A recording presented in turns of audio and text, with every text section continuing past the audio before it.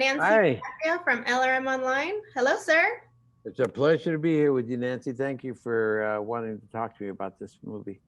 Likewise, I got to speak to you 6 months ago, so excited to speak to you again. Good to see you. You're looking good. I hope that the pandemic has been okay for you and your family. It's been okay. Thank you for asking. I hope the same for you. It wasn't too good. I've lost three first cousins and my aunt. Oh, I'm so sorry to They hear. didn't make it. Yeah, it's been So tough. sorry to hear. But you know what? They're gonna live in your heart forever. We talked about this when I spoke to you for Coco. Mm, they will last forever. You know it Exactly. well. They'll be with us forever. That's right.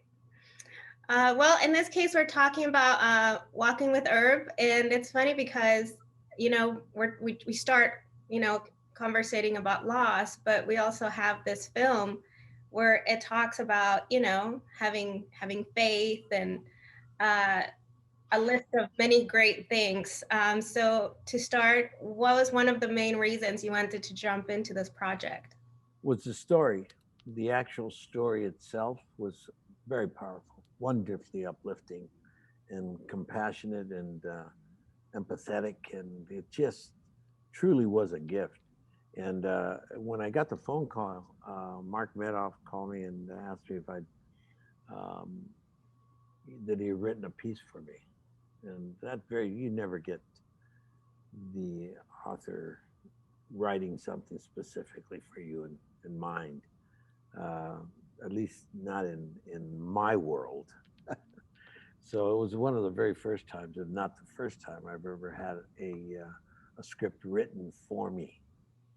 Um, and so, outside of me producing my own work, that's a script written for me. But this is from out of nowhere comes a phone call, and it's Mark Medoff's people telling me that they want me to read Mark's script about and would I be willing to read it? And I said, of course, because Mark Medoff is a brilliant, brilliant writer.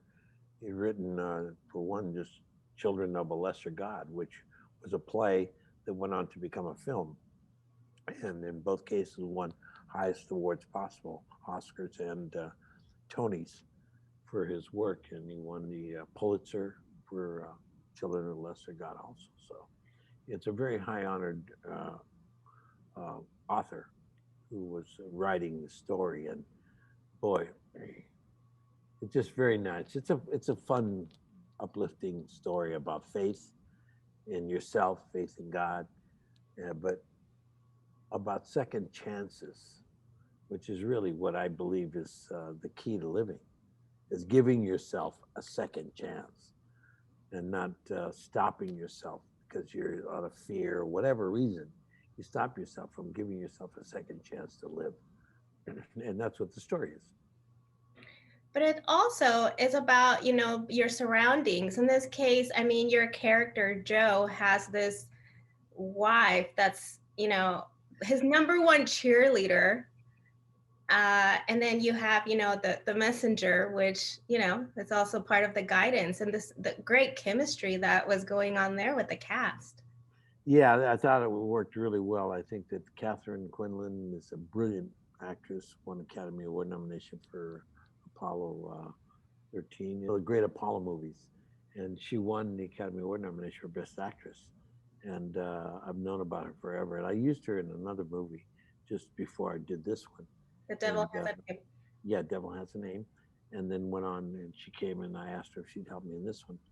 And I was so grateful because she did a great job in both films, but especially in this one.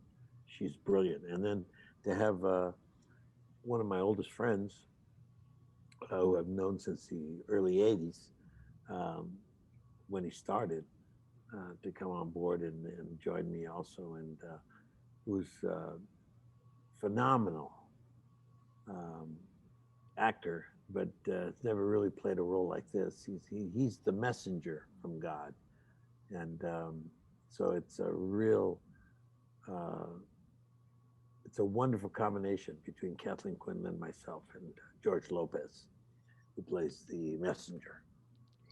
And you are so great at bringing the sense of humor into some of these films that have a serious topic. Uh, how do you bring that great sense of humor in everything you do? You know, it comes in situations. You're not trying to be funny. No, But respectful. the situation becomes funny. Hmm. And they go, "Oh my God, that's hysterical," But you're very serious in the position that you're in the scene or in the situation, and then but the situation is so incredibly awkward or funny and poignant that it brings laughter and sometimes tears. Emotion comes out. I mean, this is a very emotional movie. Fun, a lot of laughs, but also a lot of tears of joy and hope. And because the story is a tough one. I mean, the story starts off very intensely difficult. The story starts off with me. I'm the president of a bank in Las Cruces, New Mexico. And I end up, when the story starts, I'm burying my 4-year-old granddaughter. And, you know, there's nothing more unbelievably difficult than breaking the chain of life.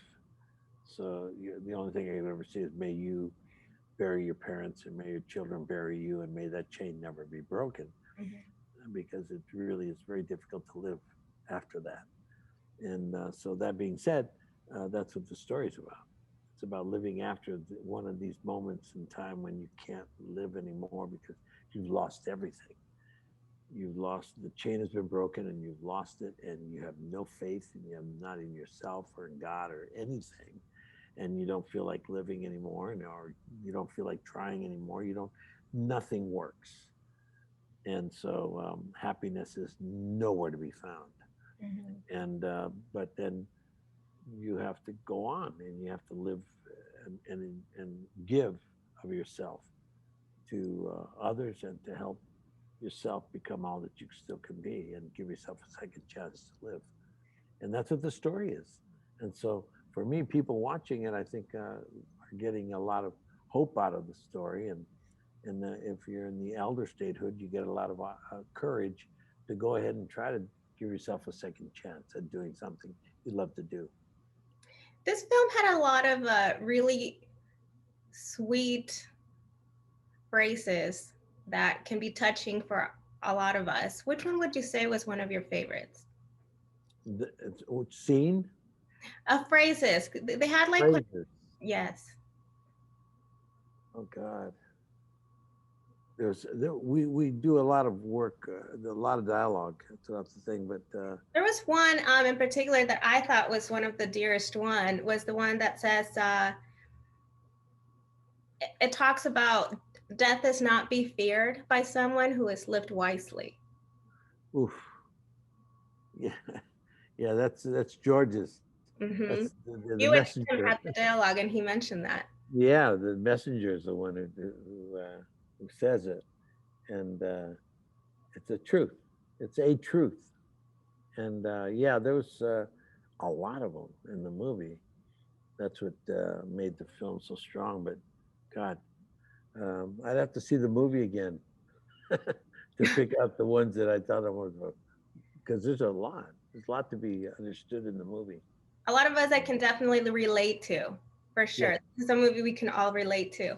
And just out of curiosity, for you, I mean, in this case, Joe had Herb as his messenger. For you, as Senor Olmos, who would you want to be your messenger from God? Who would I want? Hmm. I like George. You want him I back mean, for you? yeah. I mean, that guy is he's so passionate and I've never seen him like this on film, and in real life he is very giving and very sensitive, and he's very empathetic. He really is, and that's what the movie is, very empathetic too, and compassionate and full of love, and and hope, and it starts to build itself, and you get more and more and more. And so, George has always been that way in real life. People that know him off screen and off stage, and just him at his home.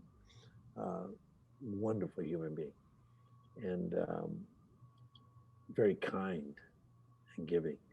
And so for me, he's my friend. So I get to have that.